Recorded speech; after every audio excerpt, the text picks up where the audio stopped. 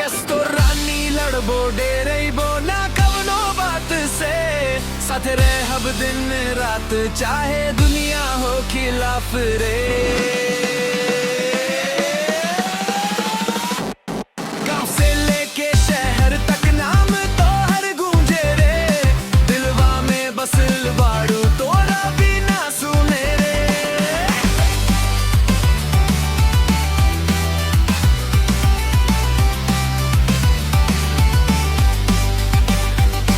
तोर हसिया चांद जाई सन चमके हर एक रात में, तोरे खातिर खड़ा बानी हर सुख दुख के साथ में।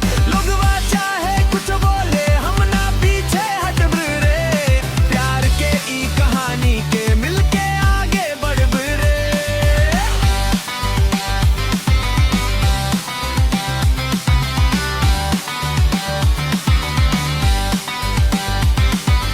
मगही माटी के खुशबू तोरे संग महकेला, दिल के हर धड़कनिया में तो हर नाम बहकेला।